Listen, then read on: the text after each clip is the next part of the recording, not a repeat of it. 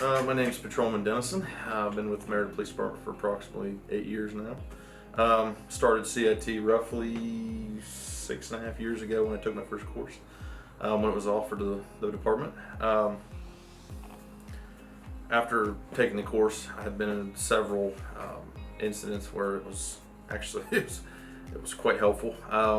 For starters, starting out in the course, it teaches you how to be cool, calm, collective to listen to individuals.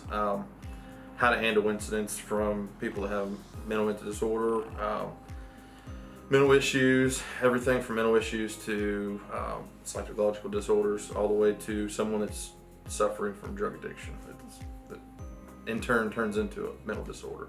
I know it's helped me drastically in those instances. I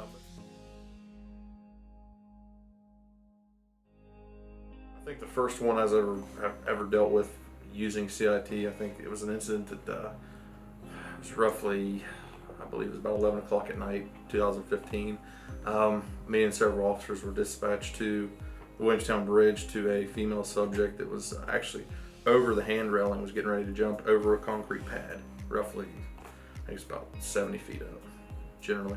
Upon arrival, myself and another senior officer, he was able to get up behind her. We spoke to her. She didn't want to be too verbal with us.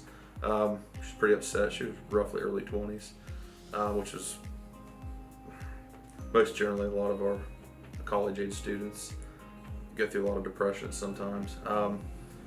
We were able to talk to her.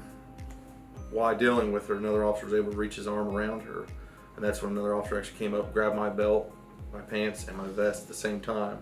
As I went over the railing, was able to get a hold of her. Luckily, without keep from going over, we actually got her back over. So we actually spoke to her once we got her over the railing for probably another 30 minutes, and then wait for a squad to get there. She was going through some rough times with her family, and her parents were rather rough on her. So she wasn't from this area, but CIT did help with that. Actually, calm her down. Get her some assistance, and actually stayed at the hospital with her for quite a while. And then I had another incident. It was actually probably the most notable incident I've had. I believe it was July of 16. We had a subject that the prior shift had dealt with the day before. On that day, they actually arrested him. I believe he resisted arrest. It was pretty violent. He was released that night, actually got bail. Well, he was supposed to have court that morning. Well, his mother contacted the police department, told us that he refused to go to court and was having some delusional thoughts. Upon our arrival, I was actually training another officer at that time, brand new officer. So I had that also, along with another senior officer, show up. Upon arrival, dealt with the subject, actually made contact with his mother. She told us what had happened. He refused to go. That's when he actually was standing. He was on a second floor apartment complex. Well, when he walked outside, all he had on was his boxer briefs. She told us that while we were dealing with him, that he struggled from PTSD he was an Iraq vet. So she said he had some rather intense history overseas, dealt with quite a bit. That's when he walked out on the porch, started yelling to us that we were all devils. His mother was the devil's will, and he refused to go with her. At that time, he then walked down the stairs.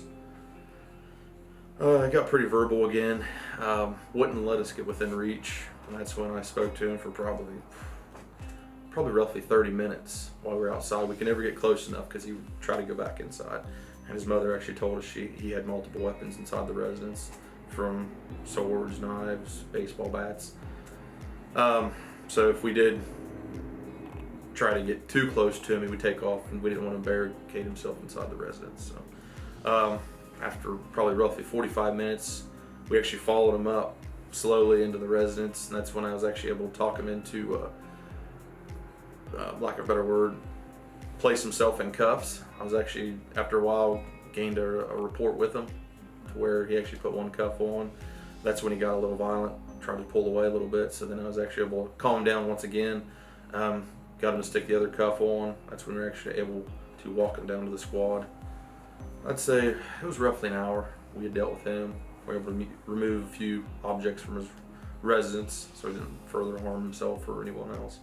At that time, we then had him taken to the Meredith Memorial Hospital to seek him some help. So we were there probably another 6 hours dealing with him. So, but I think a year later, I actually spoke to him.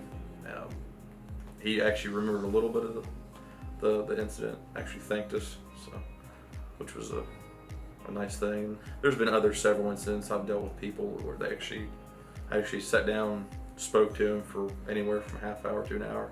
And a lot of times in this job, people don't realize it, but a lot of people just need someone to talk to.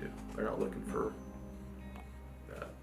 the solution to end all be all. They just want somebody to talk to. So I know CIT's helped me with that a lot. Like I said, help you be cool, calm, and collective, understand people, address directly what's going on in front of you at that point in time. So, and then from that point, then you can just understand what they're going through and get them the correct help. So that's what CIT's helped me. So.